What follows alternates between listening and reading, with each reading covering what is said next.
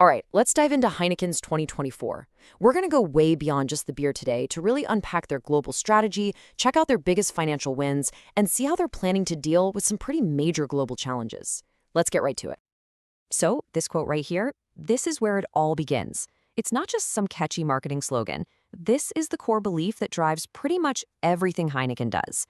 It's the thread connecting their finances, their mission, and even their new tech. Keep this idea in mind. You know that first campaign, right? That perfect, satisfying feeling of the first sip? But behind that one simple moment, there's this absolutely massive global machine at work. So the real question is, how do you translate that one feeling into a giant, complex strategy for a global business? Let's find out. Okay, let's talk money. And for Heineken, 2024 was kind of a tale of two cities. On one hand, they pulled off some really impressive cost savings. But on the other, they got hit, and hit hard, by some serious economic problems around the world. It's a story of being strong on the inside while facing a storm on the outside. Here's the big headline number you need to see. 600 million euros in gross savings. Their target was 500 million, so they didn't just meet it, they absolutely smashed it. This was a huge win, and it gave them the cash to invest in other parts of the business. So how'd they do it? Well, it wasn't just some memo from the top saying cut costs. The key, according to them, was something they call radical collaboration. And this insight from their team in Indonesia really says it all. It was about getting different departments, people who might not normally talk to each other, to team up and find smarter ways to work. And all those savings, they definitely helped the bottom line. Net revenue was nearly 30 billion euros, and net profit came in at 2.7 billion. Those are some solid numbers, but they don't quite tell the whole story. Yeah, because it's never that simple, is it? While the company was humming along efficiently on the inside, there was this storm of outside economic problems that was taking a serious bite out of their profits. And these weren't small issues. We're talking about major currency problems in Nigeria, dealing with hyperinflation in Ethiopia, and getting squeezed by bad exchange rates in big markets like Brazil and Mexico. It's just a powerful reminder that when you're a global company, your fate is tied to the health of economies all over the world. Okay, let's shift gears from the balance sheet and talk about Heineken's wider mission. A huge part of their identity is this idea of brewing a better world, which is all about their social and environmental goals.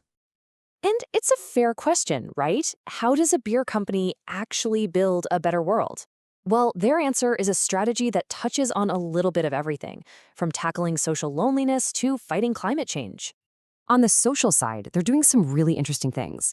Their Worlds Together initiative uses food and beer to bring different kinds of people together. In the UK, they're working to make pubs into community hubs to fight loneliness. And in South Africa, they're focusing on education to promote responsible drinking. Of course, you can't really talk about building a better world if you're not starting at home. And for Heineken, a huge piece of that puzzle is making sure their own employees are paid fairly. And the data here is pretty striking. Almost everybody, 99.7% of their employees, earns what's officially considered a fair wage. Now, what about that tiny 0.3%? That's all in Singapore, where a benchmark suddenly jumped, outpacing local inflation. Heineken says that if you just look at Singapore's own local standards, 100% of their people there are paid fairly.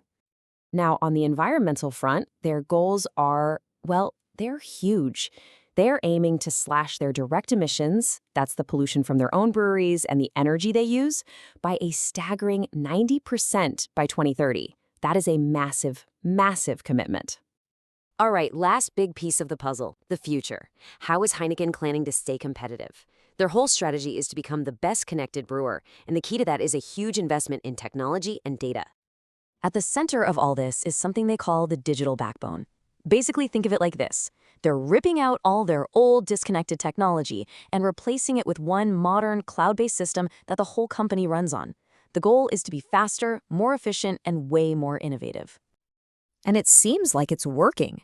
They tested the whole system out in 3 different markets, and one of them hit record-breaking sales and production numbers just 2 months after flipping the switch. I mean, that's a pretty powerful proof that you're on the right track. And this digital push isn't just about internal stuff. It's about how they connect with all of us. They're in the gaming world with their Player 0.0 app. They have another app called Tay to help people organize social events. And they're even using a tool that analyzes a decade of data to help their own leaders make smarter calls. So, After looking at their finances, their mission, and their tech, what's the verdict on the future for Heineken? Is it all smooth sailing from here? Well, not quite.